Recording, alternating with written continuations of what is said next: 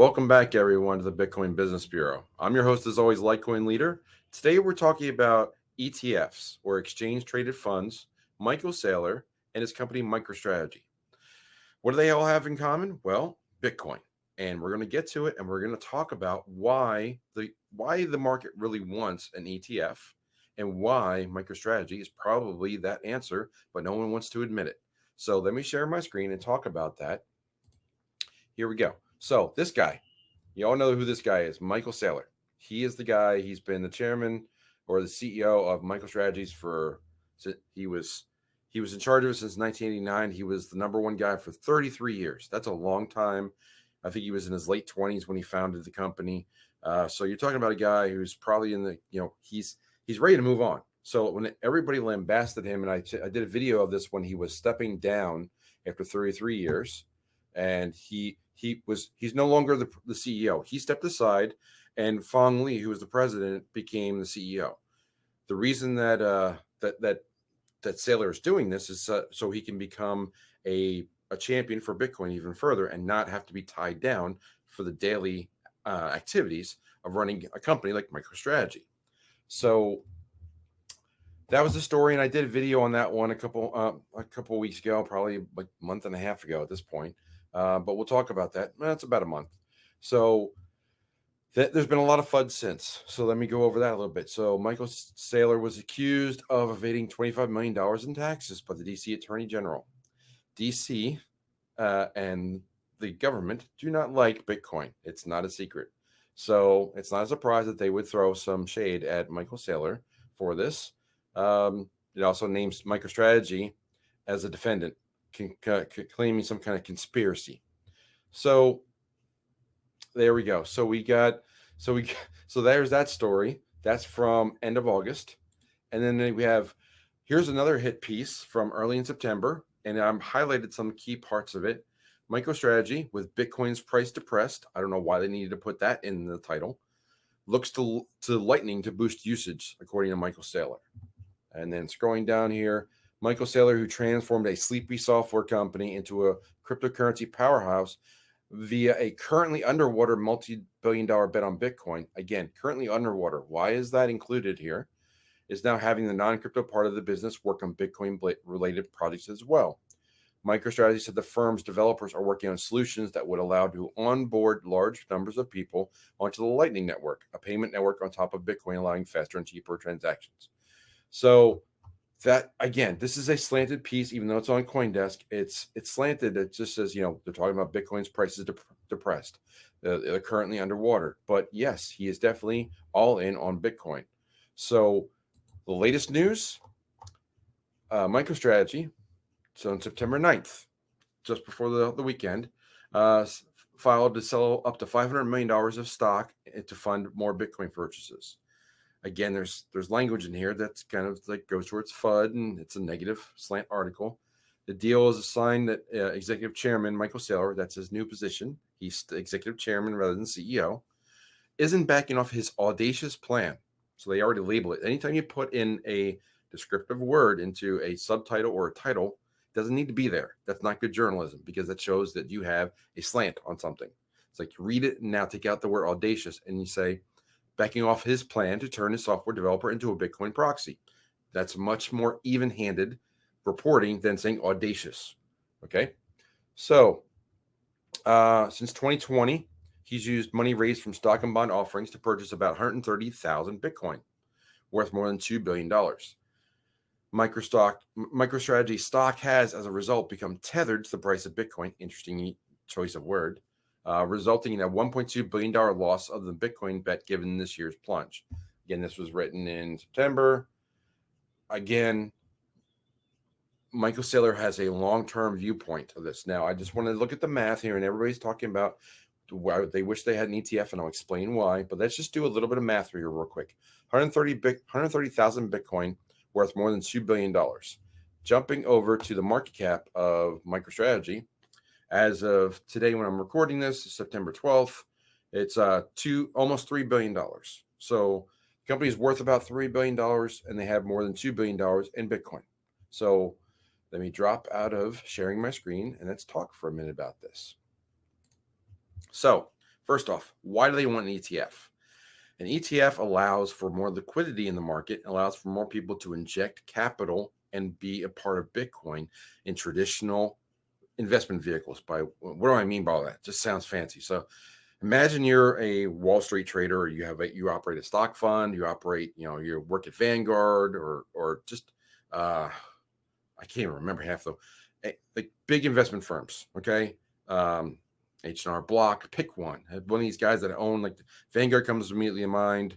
Uh, just pick a financial, like Mason.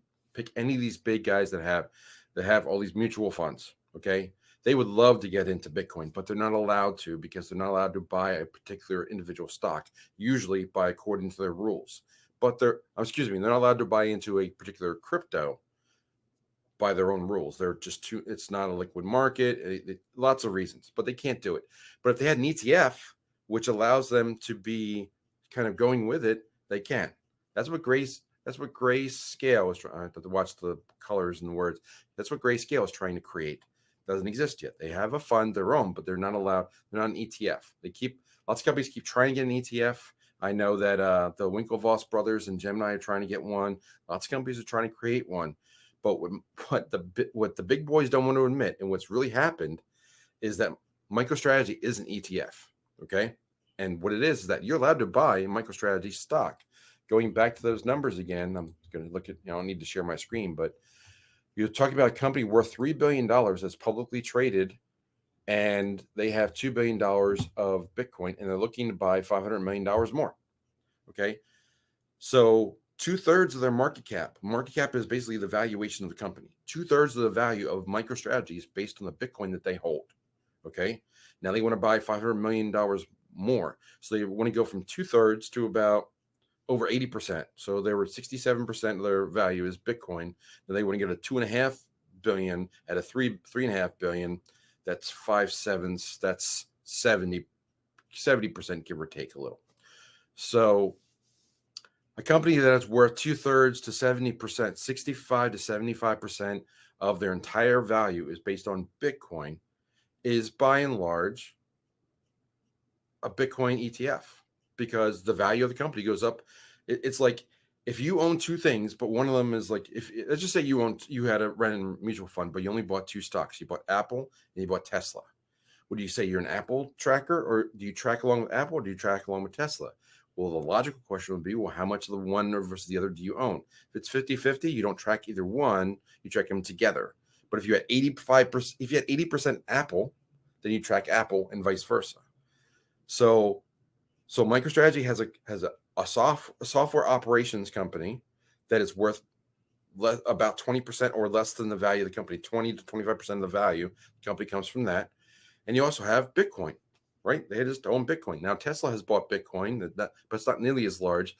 MicroStrategy is an ETF, because all these big boys can go buy MicroStrategy stock, and there's only $3 billion worth of it, apparently, by the numbers they want to. And what Michael Saylor is also kind of stating out there is that he wants to raise capital to go buy more Bitcoin, and there's probably market demand for his stock because they can't buy Bitcoin otherwise. So if you're like Mason and you want to have a fund that you can buy individual stocks, and you'd love to get exposure to Bitcoin, your best bet is to buy a company like MicroStrategy. So MicroStrategy is essentially the ETF that everyone is asking for, but no one can get approved in the United States.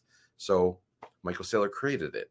So think about that for a minute. That's what really he's doing, and it allows the big boys on Wall Street and these certain investment funds that want to get exposure to Bitcoin to get exposure to it by just buying MicroStrategy stock.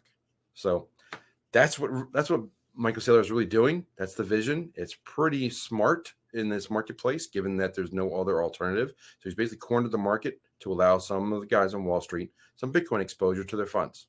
So that's what I wanted to share today. But these are kind of things that I see out there, and I neglected to mention earlier. But if you stuck with me to this point, thank you. I want to tell you right now that tomorrow, this video airs Tuesday, so tomorrow will be Wednesday. I'm going to be doing a special AMA for for friends and family, for the members of our group, and it is going to be free on YouTube. I'm gonna put it out there, and anybody can attend. Okay. Normally for our membership that we have on my Patreon, we have a certain level that you subscribe to, and you get 2 AMAs, and you get I have one level that gets you one. We have another level that gets you three, and I do a free one on YouTube throughout the year. So, or throughout the month, once a month usually. But this month, because of Economic Preppers, I was asked to do a friends and family type. So we're going to do like the free one on YouTube on Wednesday. It's going to be at 8:30, a special time, because Patrick and I are going to be on a show at 7:30. And I will mention that name of the show. And it's, all right, now I figured out what I can do. I can share my screen one more time. I can show you the channel that we're going to be on, which is this channel, which is Debate Crypto. I'm not going to make sure that doesn't play. Here's Nick and Miguel. That's these guys right here. Nick, also known as Crypto Keeper, and Miguel. They have a great channel with almost 8,000 subscribers. Go ahead over there and subscribe. It's great. And they're a different kind of prepper channel, and they also debate crypto a lot. They have a What If Wednesday, and they're going to be talking about their event in May. We'll be talking about that more. They're selling NFTs for the tickets for their event in Ohio. It's like a weekend that they're doing. But we got to talking the other day because like YouTubers we're a group, right? So we talk amongst each other, and I was telling people about the event that I'm having, this event right here. This event right there, this event that we're talking about in Dallas on October 8th. And we had talked about that, the Crypto Keeper and Miguel, they talk about other kinds of preparation. We're doing more economic preparation, but there's a lot of synergy there. So Patrick and I are going to be on that channel. There's a lot of like what if kind of conversations, which it's What If Wednesday that they have, which is right up my alley because I play what if a lot. And I like to say, one of the questions they told me as an example is like, what if the US government created Bitcoin? Great conversation. Let's see what the conversations develop. But that's the kind of things we're going to be talking about at 7:30 Eastern over on their channel. So come on over there and go and subscribe to their channel now, and see Patrick and I there at 7:30 on Wednesday night, and then at 8:30 on this channel, I'll have a free AMA. So we can talk about that appearance. We can talk about the economic preppers. Any questions you have, what's coming down the pike as far as that. But I do want to say that this is the week. This is the week that you got to really book your room, get your ticket, because we can only hold the rooms for so long, and we are trying to meet our quotas for the hotel. We're almost there. We need a few more people to sign up for it, and then we'll be good to go. So we're really looking forward to Dallas on October 8th. We've got the hotel. We've got, again, if you don't know, check out the website, but we've made the conference made easy. It's easy to get to and from the airport. It's a free shuttle from the airport, Dallas Fort Worth, to the Westin. The rooms are fantastic. They're $120 for Friday and Saturday night, either one or both. And your ticket is less than $200, and you get the workbook too to take home, and free lunch. So it's very affordable. You can bring a friend as well. It's if they're on the fence, they don't know much about gold, silver, real estate, crypto. We'll be talking about all of it because we haven't found an event like this that has all these elements under one roof. So that's what we're going to bring to the table. We'll be talking about it. It's going to be a lot of fun. There'll be AMAs. You can ask us anything there. There'll be a follow-up conversation as well. So it's going to be a lot of fun, a lot of energy, and we love to see you in Dallas. So, and I hope to see you Wednesday night too, either over on Debate Crypto or over at this channel at 8:30. So 7:30 Eastern, 8:30 Eastern for the AMA. Lots going on, obviously. Hope to see you all there. So, with all that said, I hope you enjoyed the conversation about the ETF as well with Michael Sauer. There's lots been said today. I want to see some comments down below. What your thoughts were. Did you like this information? Was it valuable to you? Are you coming to Dallas? Are you bringing a friend or bringing a group? Come on out. We love, the more the merrier. The more people that are there, the more we get conversations going, and the more everybody learns. So, lots said today. I'm going to take a breath, pause there, and close the door on the bureau. Say follow leader one more time, and I will talk to you soon. Take care.